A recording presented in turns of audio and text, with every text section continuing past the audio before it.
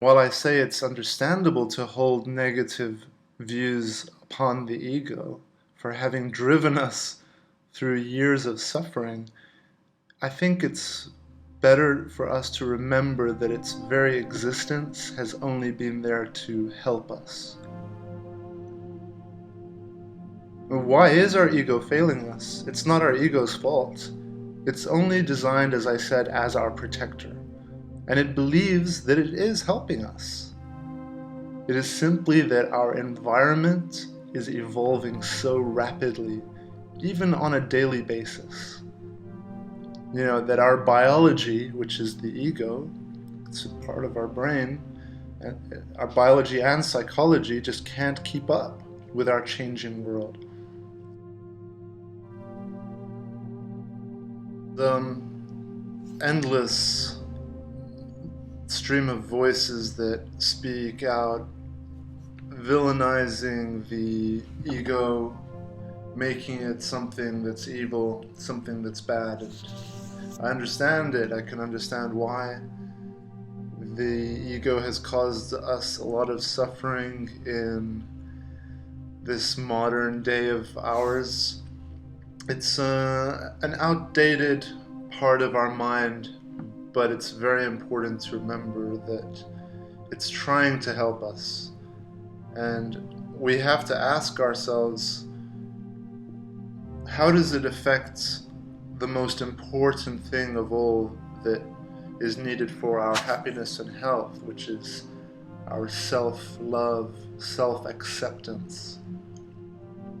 If we look upon the ego as something evil and something bad, so how is it going to affect how we look at ourselves? Because the ego is a part of us, right?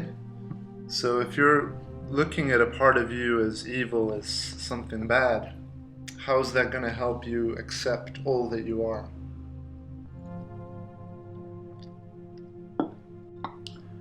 Because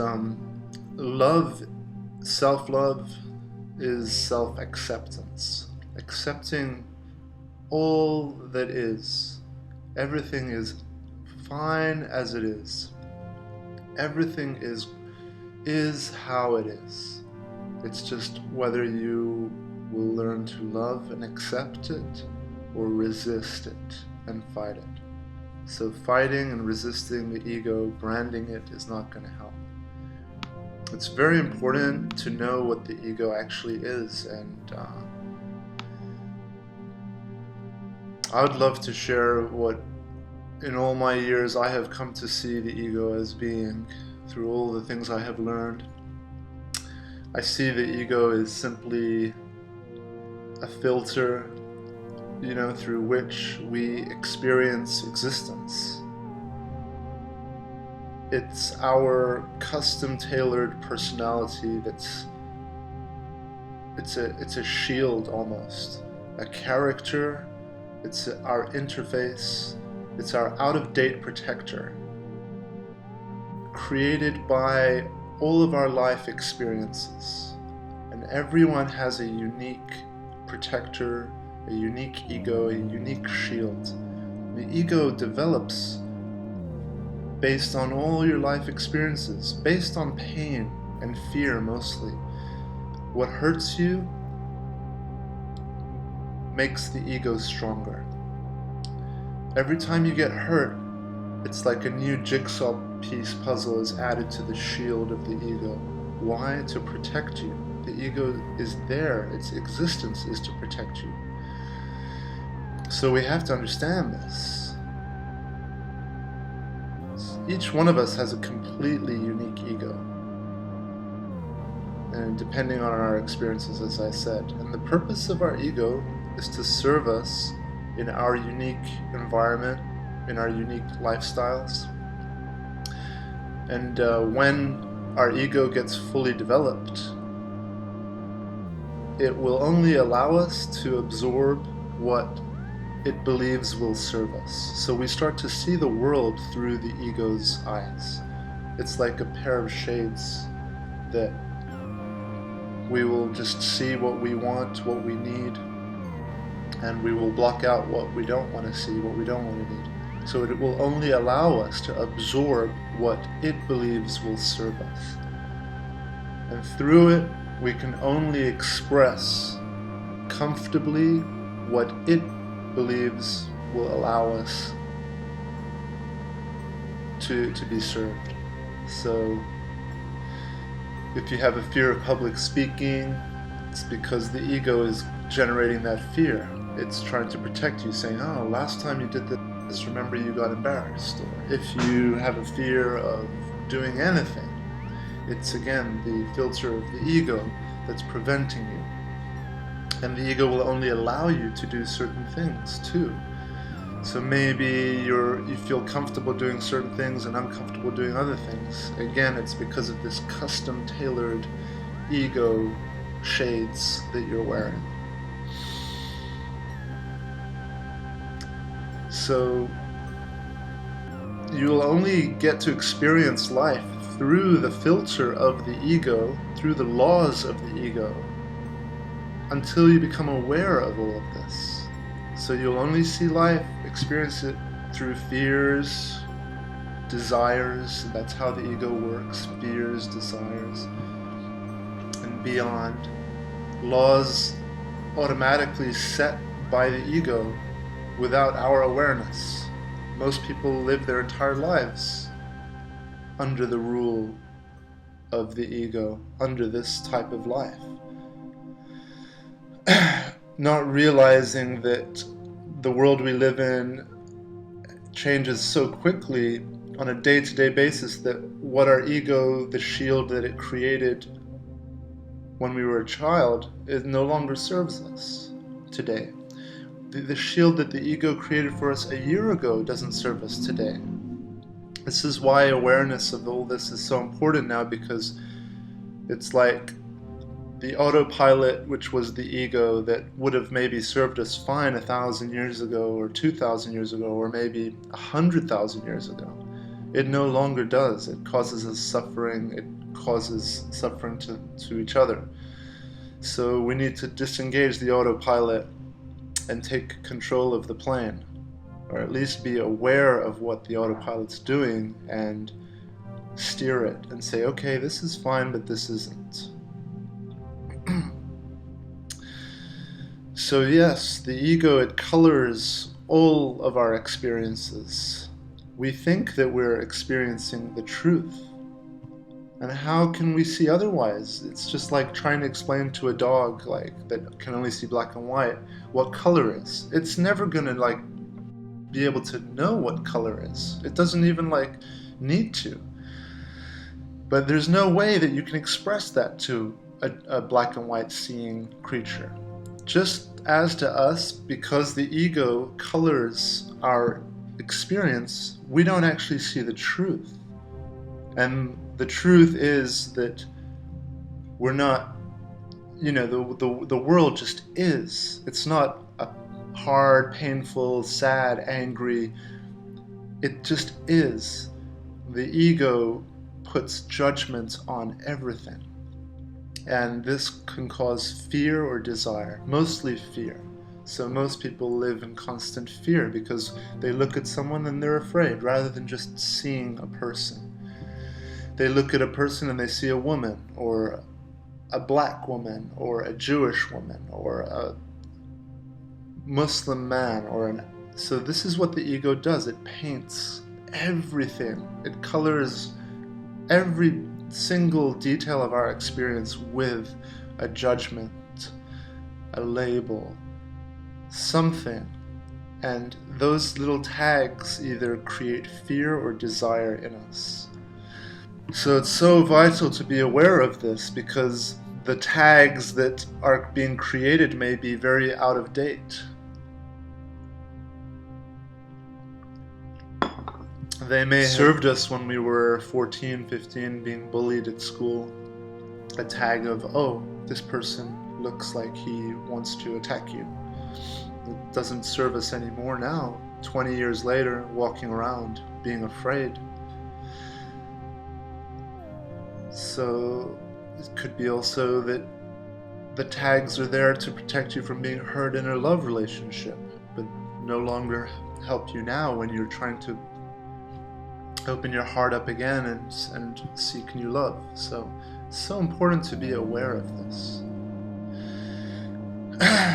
So, where does it lead us? The colors that the ego paints reality with judgments and thoughts. So be aware of your thoughts, because those are the colors of the ego, those are the tags of the ego. And if we're not aware, then those tags will turn into instinctual responses and reactions. Someone will say or do something, or we'll just react. And that could be not a good thing.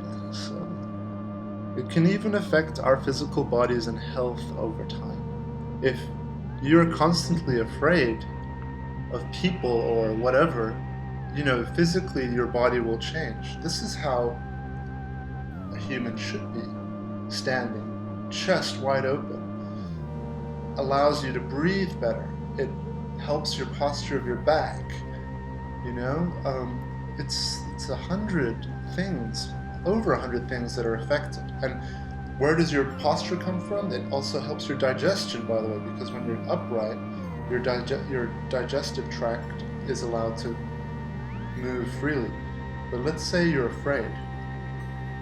For whatever reason, anxious, depressed, you start to come in. This is a protective thing that you do. And then after day of doing this and this and this and this, look, your back starts to become hunched, your head hangs low. It affects your voice becomes higher pitched because a deeper voice comes when you're open here. So it affects your voice, it affects your digestion, it affects your back. You can have backache, the list is endless. And eventually, being anxious or whatever, your body will become conditioned according to that. Your face will look like an anxious face rather than a peaceful face. And diseases and so forth will eventually also come. So it's very important to be aware of what the ego is doing, whether it's helping or hurting. And abandoning our ego allows us freedom and a true lease on life. It's an awakening to be able to become aware of the ego, and even more awakening when it dissolves and we become, we abandon it. It's almost like reformatting your hard drive and starting fresh again without seeing the world through the ego's filter, the stressful filter of the ego, of judgments and thoughts that are like this huge backpack that we're carrying with us, full of judgments and thoughts, not allowing us to just interact with love and peace and to see things for how they are.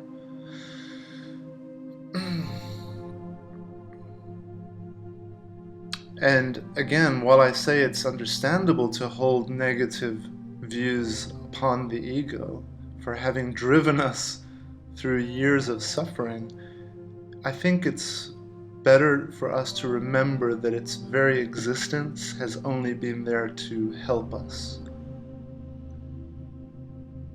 Why is our ego failing us? It's not our ego's fault. It's only designed, as I said, as our protector. And it believes that it is helping us. It is simply that our environment is evolving so rapidly, even on a daily basis. That our biology, which is the ego, it's a part of our brain, our biology and psychology just can't keep up with our changing world and changing society and culture. Our ego is still protecting us from the tiger in the jungle. And it is true that we still live in a world where there are many tigers, maybe not in the jungle, but the tigers instead dressed in suits or camouflage and helmets. And it's true that many of us can still be served by aspects of our ego, which is perhaps why we still have an ego. It still hasn't let go because it feels like, wow, we live in a world where people are still cutting each other's heads off. There's still wars, like groups like ISIS or whatever and beyond. There's still violence, and we're still not in a peaceful, civilized world yet. Much of the world there's poverty and suffering. We live in a world where people are murdering each other, and there's war and political corruption where money still has the most power and influence. And the way to get more money is often a ladder that can be climbed more successfully with a strong and more powerful ego. And yet, while many of us enjoy living in relative peace in the modern world, far away from wars, our minds still retain the ego because we are aware of all these fears and these risks. We watch the news, we watch all this violence, and so our ego is almost hasn't been given a strong enough case that it is no longer needed. So it's still hanging in there. But many spiritualists, not just spiritualists, just many wise people, you don't have to be spiritual. There's a lot of smart people out there who have come to a point of realized peace is the way, love is the way. And all these people, we're all sharing and trying to prepare for a possibility of a new world where we no longer need to be driven by, fear and desire. And instead allow trust, acceptance, love, our inner peace, and knowledge be the new canvas for better, more evolved civilization, which it's happening. Technology is probably going to be a huge driver for this. And perhaps money will be replaced with technology. Capitalism will be replaced with technology, and with a single button, people will be able to feed themselves, house themselves out of thin air, and no longer need to fight each other for resources. Perhaps technology or a Star Trek kind of future is what's going to save us all. Who knows? If we can satisfy our egos, get everything we want, push a button and you've got the most beautiful woman in the world. You push a button, you've got the best meal in the world. All for free, all out of air, all out of the sun, out of natural resources. Maybe people are going to stop being afraid of each other, stop fighting, stop desiring. They're going to realize, oh, okay, I have everything I want, but I'm still not happy. And then it will help people ask the questions that a lot of wise people have asked for thousands of years, like Jesus, like the Buddha, like Muhammad, like all of these spiritual teachers who realize that happiness and peace doesn't come from material, external things. It's a state that you reach from within. And more people are becoming aware of this. So the hope is that it seems that our ego is slowly but surely no longer having a role in this future that we are hopefully creating, this technological, peaceful, wise future. As it seems like it's more geared for the past, living in a small town, it's just a small village where the ego can just learn the basics of who to fear in that town, what to fear, who to love, who to desire, and then it just keeps that for its whole life, knowing that, hey, you're going to live in this village, grow up in this village until you die. So here's who you need to be afraid of: the tiger in the woods, the baker because he doesn't make good bread, whatever, and here's what you should desire. you know. But for a small town, a small village, okay. But for a modern, rapidly changing society, it's not serving us. You know. In fact, the ego is disabling us like never before. People are just suffering and on pills and taking all kinds of medication to just be able to get past their fears. Depression, anxiety is all from fear. It's resistance. So rather than this being a shield, the ego to protect us, now it has turned into this heavy, clunky armor that will essentially become our coffin. And it's through being aware of all of this, through dropping the shades and seeing the world without judgment, opening your heart, trusting, accepting, that you can just drop this armor. So, we're all evolving. This is a part of our brain, newest part of our brain, the awareness, the attention, the consciousness, to be able to be aware of the rest of the brain, what the rest of our mind is doing, including our ego. And perhaps we'll reach a point where we'll practice our attention and our awareness so much that we'll be able to flip the switch and use the ego whenever we need. I need my ego now, so I'm going to just go into there for a while, into that state of ego. But more importantly, be able to come back out of it, observe, maybe not even go into the ego, but just observe and be aware of what it's doing, which is what, it's very easy to do that if you just train your attention. Nobody's doing it, but more and more I think this is going to be the future. People are going to become more aware of this, and kids will be taught at school how to train their attention. And through learning how to master our attention and awareness, we'll be able to, bring our world into a much better, into the future. So yeah, the way I see it is that, perhaps the future of the human species will be one we won't be identified so much with our ego. We'll be more identified with our awareness, just our existence, just experiencing everything without judgment, or at least being aware of how we are experiencing things. And I see it just like the space shuttle, like in those Apollo 13, the movies, where the ego is like those rockets that help get the space shuttle out into space, and then when the shuttle gets into space, it just releases the ego.